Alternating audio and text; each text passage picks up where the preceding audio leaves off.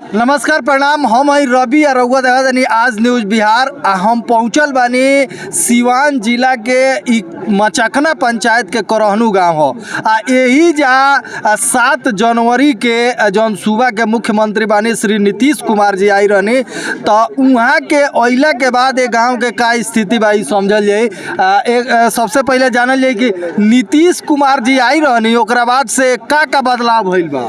जी नीतीश कुमार कहला से तो बहुत बदलाव भइल बा, माने ए क्षेत्र में बहुत बदलाव भइल बा। एमे कोनो कमी नहीं है, माने विकास भइल बा, विकास बहुत भइल बा। विकास पहले देखने की बजरियो होने लागत, बजरिया होने लागत, लेकिन नीतीश कुमार के देन बा कि बड़ा मान ली कि उनकर ई बा कि ने बाजार लागत हवे। मतलब पहले रोड पर बाजार लागत वाला, रोड पर लागत ला। अभी बाजार ही बहुत बढ़िया हो गइल बा गांव खातिर। और जैसे में का विकास और विकास तो वो सामने ही लौकता है।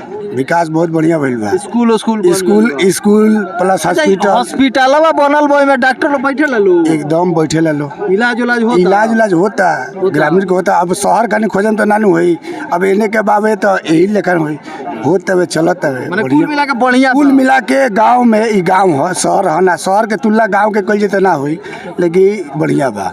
नाम बता दिया। नाम हमारा राजा हुसैन। एगोरी चाचा बानी नीतीश कुमार जी आई रहनी, ओकर बाद बदलाव भइल बा गौवा में। हमने के कुछ नहीं बुझात, हमने कुछ नहीं बुझात। रउआ मैंने बदलाव नहीं के बुझात। हमारा बजरिया होने रोड पर लात लब कितना बढ़िया हो गइल बा। बजरिया के बात छोड़ी ना होना।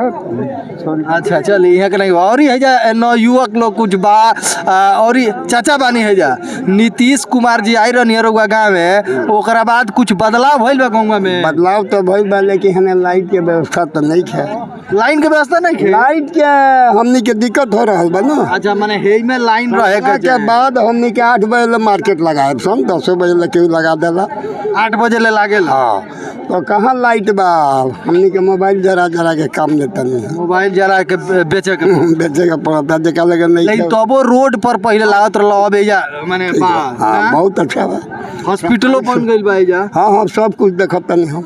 डॉक्टर रहे लो, डॉक्टर तो खोलले रहे लो, हम आए रहे 8-10 बजे तक है ना, खोलले रहो। हाँ अच्छा चलिए युवक लो बालो न युवक लो रउआ के यहाँ नीतीश कुमार जी आए रहनी, तो कुछ बदलाव गौवा के भइल बा। हाँ बदलाव भइल बा, बहुत बदलाव भइल बा, माने विकास भइल बा। हाँ का जैसे में रउआ देखे से हां सब विकास से भइल बा, जितना लौकता।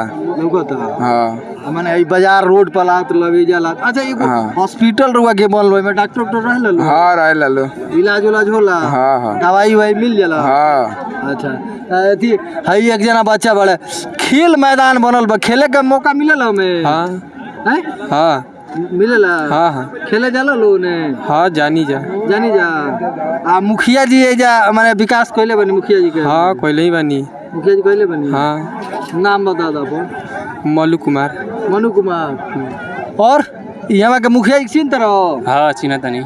तो वहाँ के काम बढ़िया लागता। हाँ बढ़िया लागता। हाँ नीतीश कुमार जी आए रहनी, ओकरा बाद से कुछ बदलाव भइल बा में। बहुत बदलाव भइल बा। हाँ कौन सी बदलाव? बहुत कुछ देख ली, नज़र से देख ली। पंचायत भवन बा, खेल मैदान बनल बा, पोखरा के देख ली, पावर हाउस देखी, बहुत बदलाव भइल बा। बाजार ही देखी कितना अच्छा लागल बा। नाम बताओ फिर। नीतीश कुमार। हई बानी भैया नीतीश कुमार। अच्छा माने एजा बदलाव पहले बदलाव भइल बा। बहुत बदलाव बा, बढ़िया लागता। बहुत अच्छा लागता। बदलाव एजा बहुत भइल बा। का हाल बा? बढ़िया बा। नीतीश कुमार जी कहला से कुछ बदलाव लागता। बहुत बदलाव बा। वहाँ कहला से हमार गांव में जौन बावे की माने मार्केट बन गईल, यहाँ पे बाजार के साधन हो गईल। और एगो ये अपील बा औरी के जौन मतलब घुसखोरी चोरी चमारी जौन होता, तो हम कहम कि अगर हर नेता अपना पंचायत में एक बार आके घूम जाई, हर विधायक हर सांसद अपना जिला में एक बार घूम ली, तो जौन माल जौन दिहाल बा के आम जनता के सुविधा मिले, वो नहीं के मिल पावत। अगर वहाँ के हर जिला में अपन जिला में नीतीश कुमार जी आवत रही, चाहे लबर नेता, तो फायदा बा। वहाँ के घूम के जाए ना, तो ऐसा ही काम हो जाये। यहाँ के जौन मुखिया जी बानी सिंटू बाबू, वहाँ के काम ना वहाँ के बढ़िया काम बा, बढ़िया काम कर रही है, बढ़िया बानी। बड़ा मेहनत में रहनी होंगे। हाँ मेहनत भइल बा, यहाँ के बाजार भइल बा। हम के हर नेता अपने पंचायत, अपना जिला, अपना डिस्ट्रिक्ट में अगर आएम लो, तो हमारा कहे के मतलब बा के काम ऐसे ही हो जाई। अगर हर नेता अपना डिस्ट्रिक्ट एरिया में घूमे तो हमारे ख्याल से सब काम ऐसे ही हो जाए, करवावे करे के ना पड़ी।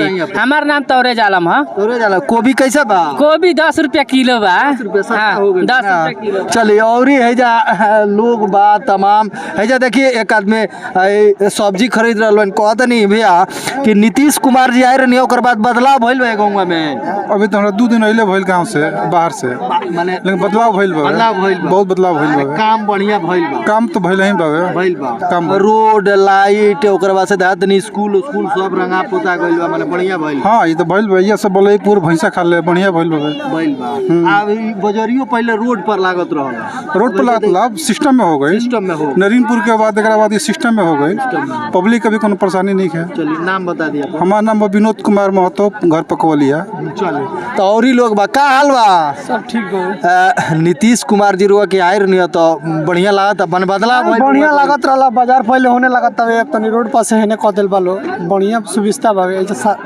सौरी का विकास रुआ के यहाँ भइल बा? एजा हई ब्लॉक पास हो गइल बावे, फिर न पोखरा का सफाई सुफाई भौवे आवे के समय पर, फिर न आंगनबाड़ी स्कूल हो गइल बा, सफाई सब बढ़िया चलत है एजा। बढ़िया चल बा। हाँ। अच्छा एजा के जौन मुखिया जी बानी देखनी बड़ा उहो के भीड़ भाड़ में रहनी, उहाँ के ठीक बानी? वो ठीक है बानी। उहाँ काम ठीक कराओ तनी? हाँ काम इतना भइल बा त सब कुछ लौकते बावे। लौकता। हाँ। चलिए नाम बता दिया। हमार नाम राजन कुमार शाह पड़ी। कहाँ घर बा? शाहबाजपुर, पूरा उन्हें शाहबाजपुर, सिंगारपट्टी, हबीबनगर, पूरा सब कोई ये नहीं बाजार करे आवेला। एनिए बाजार करे? हाँ मंगल शनिवार के। मंगल और शनिवार। चली तो एजा देखनी है तमाम ऐसा लोग बा, तमाम युवा वर्ग से लेके चाहे वो सब्जी बेचे वाला या सब्जी कीने वाला, इस सबे कहता कि सिवान के मचकना पंचायत में करहनू में जौन 7 तारीख के बिहार के मुख्यमंत्री श्री नीतीश कुमार जी यहाँ आए रहनी, ओकरा बाद से